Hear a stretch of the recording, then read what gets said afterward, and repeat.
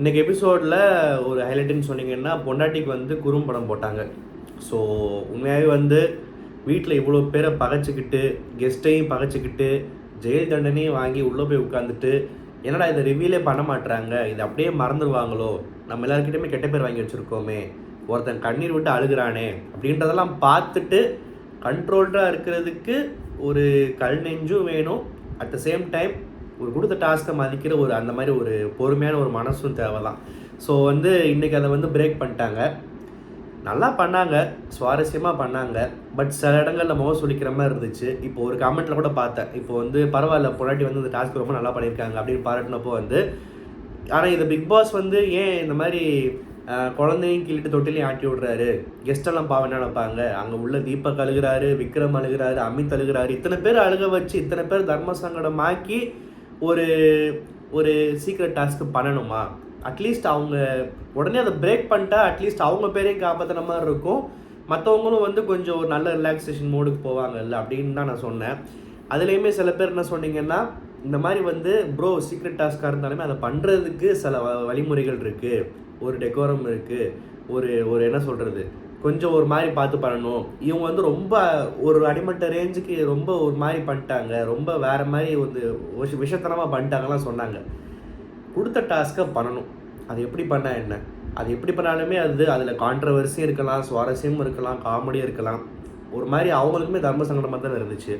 So let's not be two harsh அப்படின்னு தான் சொல்லுவேன். ஏன் இப்போ நான் இங்கிலீஷில் பேசினேன் என்ன, ஓகே சாரி, ரொம்ப ஹார்ஷாகவும் இருக்க வேணாம் அப்படின்னு தான் எனக்கு தோணுச்சு. ஏன்னா நமக்கு பிடிக்கும் பிடிக்காது, அவங்க கேம் பிளே பிடிக்குது, அசை கண்டஸ்டண்ட்டாக பிடிக்குது, வந்தது பிடிக்கலன்றதை தாண்டி எல்லாத்துலேயுமே வந்து குத்தம் கண்டுபிடிக்க வேணான்னு சொல்லி நான் யோசிக்கிறேன். ஸோ நல்லா பண்ணாங்க, அதுக்கு ஒரு பாராட்டு கிடச்சிது.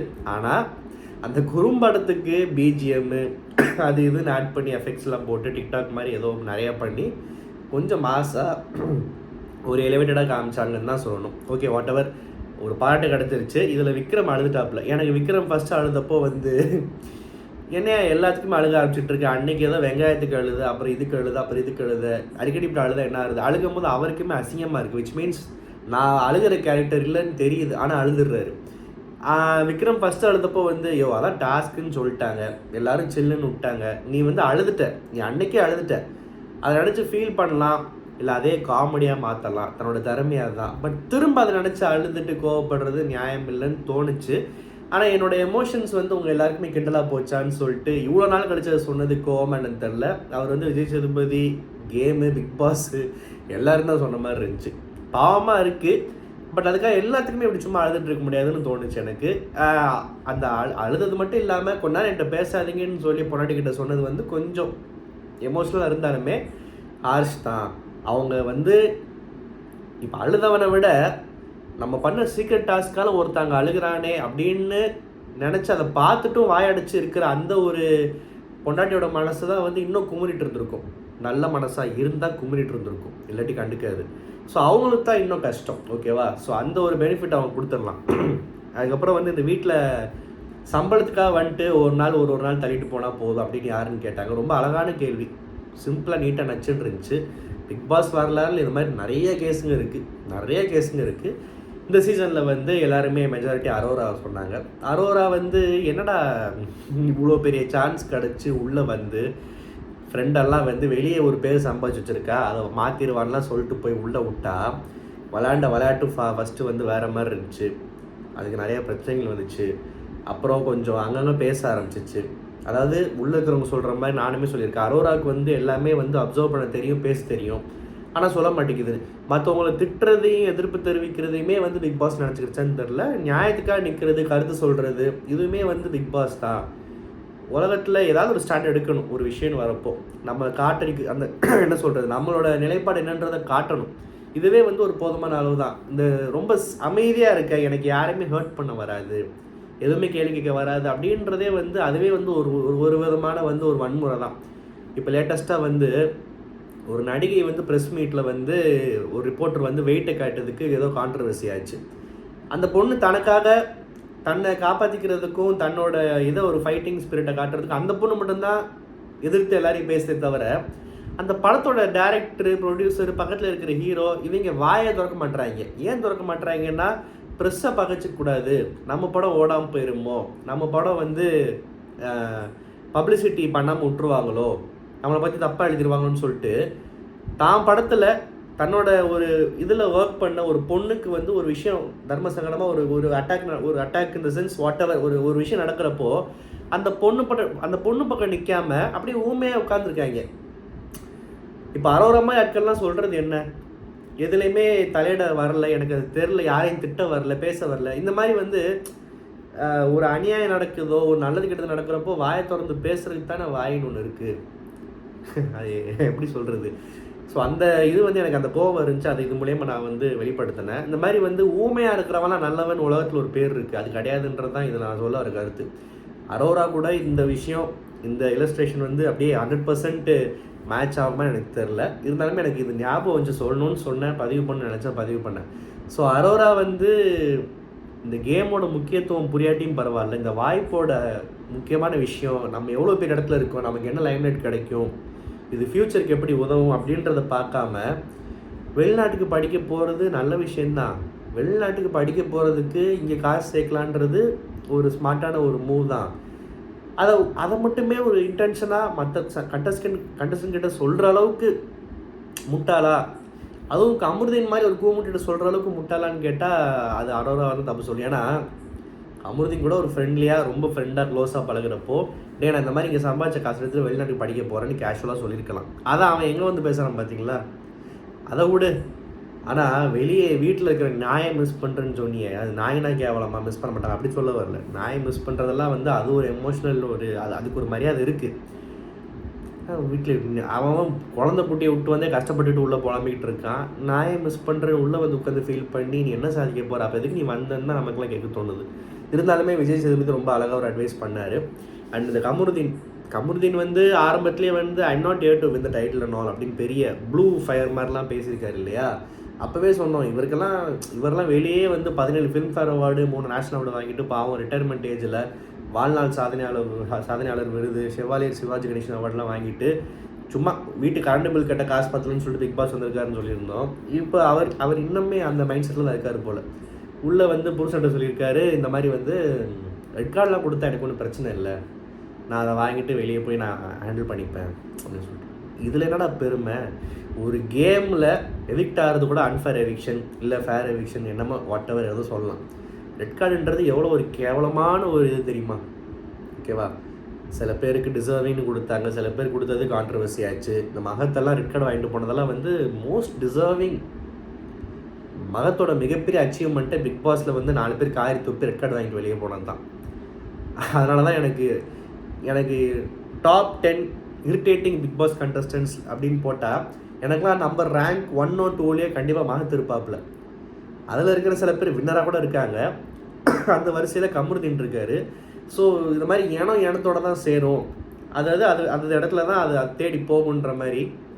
ரெட் கார்டு வாங்கினாலுமே எனக்குலாம் ஒன்றும் இல்லைன்னு வெக்கம் எல்லாமே எப்படி ஒருத்தன் சொல்கிறான்னு புரியலை. ஸோ அப்படிப்பட்ட ஆட்களுக்கும் உங்களோட சேவைலாம் எங்களுக்கு ஒன்றும் தேவையில்லை, மூடிட்டு வெளியே போடா அப்படின்றத விஜய் சேதுபதி கொஞ்சம் மரியாதையாக சொன்னார். அப்புறம் வந்து அழகாக அட்வைஸும் பண்ணார். அரோரா மட்டும் இல்லை, மற்ற எல்லாத்துக்குமே வந்து இந்த வாய்ப்போட முக்கியத்துவத்தை வந்து இதுக்கு முன்னாடி இருந்த ஹோஸ்ட் மாதிரி யாருமே சொல்ல முடியாது. அவரோட எக்ஸ்பீரியன்ஸ்க்கு விஜய் சேதுபதி அவரோட ஸ்டைலில் நீட்டாக சிம்பிளாக வேறு மாதிரி ஒரு கேஷுவலாக ஃப்ரெண்ட்லி மேனரில் வேறு மாதிரி சொன்னார். அண்டு இவர் திவாகர் வந்து இந்த வீட்டில் ரீல்ஸ் மட்டும்தான் பண்ணுறாராமே அப்படின்னு சில மேதாவிகள்லாம் சொல்கிறாங்க. திவாகர் ஹேட்டர்ஸ்டே கேட்டால் இந்த வீட்டில் திவாகர் ரீல்ஸ் மட்டும்தான் பண்ணுறாருன்னு சொல்ல நம்ப மாட்டாங்க. ஏன்னா திவாகர் வந்து எவ்வளோ இடங்களில் பேசியிருக்காரு, தன்னோட கருத்துக்களை வச்சுருக்காரு, கெட்ட பேர் வாங்கியிருக்காரு, நல்ல பேர் வாங்கியிருக்காரு, சண்டை போட்டிருக்காரு, பல பேரை தாங்கி புள்ளி பண்ணுற விஷயங்கள்லாம் தாண்டி அகைன்ஸ்டாக நின்றுருக்காரு.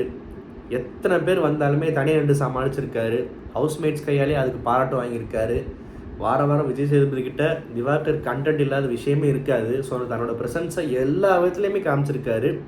ஆனால் திவாகர் வந்து ரீல்ஸ் மட்டும்தான் இந்த வீட்டில் பண்ணிகிட்ருக்காருன்னு சில முட்டாள்கள் சொல்லுது. அந்த மாதிரி ஆட்களை நான் என்ன லிஸ்ட்டில் சேர்க்கணும்னு எனக்கு தெரில. ஸோ இது ஒரு விஷயம்.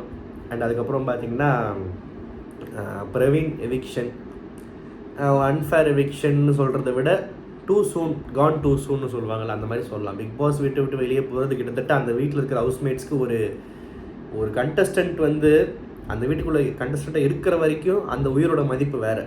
வெளியே போயிடுச்சுன்னா அது டோட்டலி வேறு உலகம். ஸோ இந்த உலகத்துக்குள்ளே ஒரு கண்டஸ்டன்ட் வந்து எவிக்ட் ஆகி போகிறது வந்து கிட்டத்தட்ட ஒரு கேம் ஷோலேருந்து அந்த கேம் ஷோவாக பார்த்தாலுமே அந்த வீட்டோட உயிரோட்டத்தோடு பார்க்குறப்போ ஒரு இறப்புக்கு சமமான விஷயம்தான். இது வந்து நாட் ஜஸ்ட் ஃபார் பிரவீன்.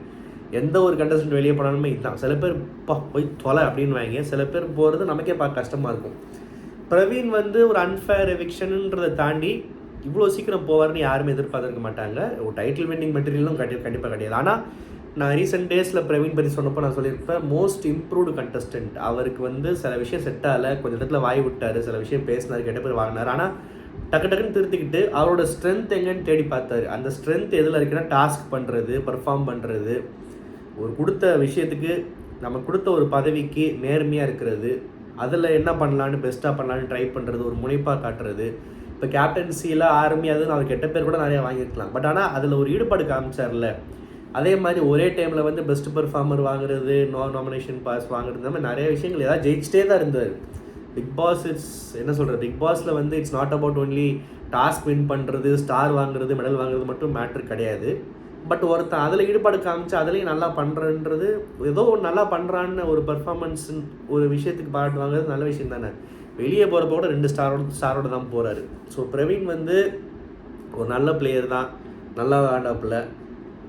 இன்னும் கொஞ்ச நாள் இன்னும் அட்லீஸ்ட் ஒரு 3 வாரம் இருக்க வேண்டிய ஆள். அதுக்கு முன்னாடியே போகிறதுக்கு நிறைய கேஸுங்க உள்ளே இருக்குது. அதுங்கெல்லாம் எப்படி எஸ்கேப் ஆச்சுன்னு தெரில.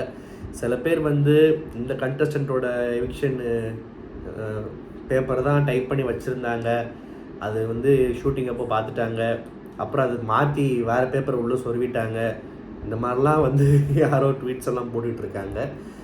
அதனால் ட்விட்டர் பக்கம் முக்கால்வாசி போகிறதே இல்லை. நம்ம கேம் பார்க்குற, பிக் பாஸ் பார்க்குற சுவாரஸ்யத்தையே சில பேருக்கு எடுத்துருவாங்க. அதனால் வந்து பெருசாக கண்டுக்கிறது இல்லை. இருந்தாலுமே கண்ணில் பட்டுச்சு, நம்புகிற மாதிரி தான் இருந்துச்சு. ஏன்னா ஒரு நாள் இருக்குமோ அப்படின்ற மாதிரி தோணுது. அண்டு பிரவீன் எவிக்ஷன் வந்து ஏன் பெருசாக அஃபெக்ட் பண்ணுதுன்னா, எவன் ஒருத்தன் இந்த பிக் பாஸ் வாய்ப்பை ரொம்ப ஒரு பெரிய பொக்கிஷமாக கருதி அதோட முக்கியத்துவத்தை உணர்ந்து அதை நினச்சி ஃபீல் பண்ணுறானோ, அவன் பிக் பாஸ்லேருந்து சீக்கிரம் வெளியே போனாலும் பரவாயில்ல. ஆனால் இந்த ஒரு கேரக்டர், இந்த ஒரு டெம்பரமெண்ட் வந்து அவங்க லைஃப்பில் வேறு இடத்துக்கு கொண்டு போவோம் கண்டிப்பாக. வெளியே போயிட்டோமேன்னு சொல்லி அது ஏன்டா இவ்வளோ சீக்கிரம் போயிட்டோம், என்ன பண்ணோன்னு தெரியாமல் அதை நினச்சி அழுகிறது, ஃபீல் பண்ணுறது, பிக் பாஸை வணங்குறது. அண்டு நான் இன்னும் இதெல்லாம் பண்ணலான்லாம் இருந்தேன், அதெல்லாம் பண்ண முடியாமல் இப்போ நான் போகிறேனே அப்படின்ற மாதிரி. ஒன்றும் இல்லை, ஒரு லைஃப்பில் நான் என்னென்னமோ சாதிக்கணுன்னு இருந்தேன், எனக்கு டக்குன்னு இப்படி ஒரு நிலமை வந்துருச்சேன்னு சொல்லிட்டு நம்ம படத்துலலாம் சில சீன்லாம் பார்த்துருப்போம். எனக்கு இவ்வளோ சீக்கிரம் ஏன் எனக்கு மட்டும் இப்படி நடக்குது, அந்த மாதிரிலாம் வந்து சில சீன்லாம் பார்த்துருப்போம். ரொம்ப எமோஷ்னலான சில விஷயங்கள்லாம் பார்த்துருப்போம். அது மாதிரி வந்து இவர் அழுதப்போ வந்து அவ்வளோ ஃபீலிங்காக இருந்துச்சு, பாவம் அப்படின்னு சொல்லிட்டு. And at the same time எதுக்குமே வெயிட் பண்ணாதீங்க, லைஃப் இஸ் அன்பிரடிக்டபிள் அப்படின்னு சொல்லிட்டு. லைஃப் இஸ் அன்பிரடிக்டபிள்னா ரொம்ப பெரிய வார்த்தை. ஒன்றும் இல்லை, இன்றைக்கி நல்லா பேசிக்கிட்டு இருக்கோம், நாளைக்கு நமக்கு என்ன சொல்கிறது, யாராக இருந்தாலுமே நம்ம சொந்தத்தில் பார்த்துருப்போம், குடும்பத்தில் பார்த்துருப்போம், நண்பர்களில் பார்த்துருப்போம். டக்குன்னு ஒருத்தருக்கு ஹார்ட் அட்டாக் வந்துடுது, சரி இறந்து போயிடுறாங்க. இல்லை ஒரு ஹாஸ்பிட்டலுக்கு ஒரு செக்கப்புக்கு போகிறோம், டக்குன்னு கேன்சர் வந்திருக்குன்றாங்க, டயக்னோஸ் பண்ணிடுறாங்க, ஸ்டேஜ் 4 ஸ்டேஜ் 3ன்றாங்க. இந்த மாதிரி வாழ்க்கைன்றது வந்து ரொம்ப அன்பிரடிக்டபிள் அப்படின்றது வந்து ரொம்ப ஒரு பெரிய விஷயம். இந்த ஜென்ரேஷனில் என்னென்னமோ நடக்குது யார் யாருக்கும். ஸோ பிக் பாஸ் வீட்டில் வந்து இவ்வளோ பெரிய வாய்ப்பு வந்திருக்கு.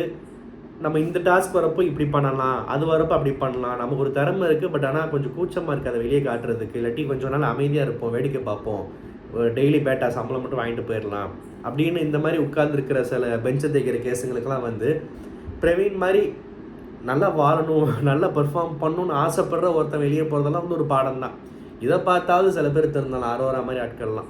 ஸோ வந்து பிரவீனோட எவிக்ஷன் வந்து அந்தளவுக்கு நல்லா, அவர் இருந்தபோது ஃபிசிக்கலாக டாஸ்கில் என்ன ஒரு இம்பேக்ட் கிரியேட் பண்ணாலுமே அஸ் அ கேரக்டரை வெளியே போகும்போது அந்த மனுஷன் வந்து ஒரு விஷயத்தை பதிவு பண்ணிட்டு போயிட்டாப்புல. ஆல் தி பெஸ்ட்டுன்னு தான் சொல்லணும், வேறு ஒன்றும் இல்லை. அண்டு பார்வதி வந்து ரொம்ப அழகாக சொன்னாங்க, அட கிருக்கீங்களா, படித்து சொல்கிறேன் நானும், அவரும் சொல்கிறாரு விஜய் சேதுபதியும், ஓட்டை வேஸ்ட் பண்ணாதீங்கடா, எனக்கும் திவாகருக்கும் இப்படி ஒரே ஆளுக்கு 10-15 ஓட்டை போட்டு என்னடா பண்ண போகிறீங்க. முக்கியமாக பார்வதி இன்னைக்கு சொன்ன அர்த்தம் என்னென்னா, எனக்கெல்லாம் ஓட் பண்ணி என்னடா சாதிக்க போகிறீங்க, நீங்கள் என்ன பண்ணாலும் என்னை அசைக்க முடியாது, இந்த ஷோ எப்படி ஓடுதுன்னு எனக்கு நல்லா தெரியும், நான் என்னென்ன பண்ணிகிட்ருக்கேன் எனக்கெல்லாம் தெரியும், நீங்கள் இப்படிலாம் பண்ணிகிட்டே இருந்தீங்கன்னா எதிர்பாருங்கன்ற மாதிரி நல்லா விளாட்றவன்லாம் வெளியே போகிற மாதிரி உங்களுக்கு இன்னும் ஷாக் மேலே ஷாக் கொடுத்துட்டு தான் இருக்கும் அப்படின்னு சொல்லிட்டு ரொம்ப அழகாக சுபிக் ஷாட்டை சொல்லி முடிச்சிருச்சு கேஸே. இந்த ரிவ்யூ உங்களுக்கு பிடிச்சிருந்தா மறக்காம சேனல் சப்ஸ்கிரைப் பண்ணுங்கள். நன்றி, வணக்கம்.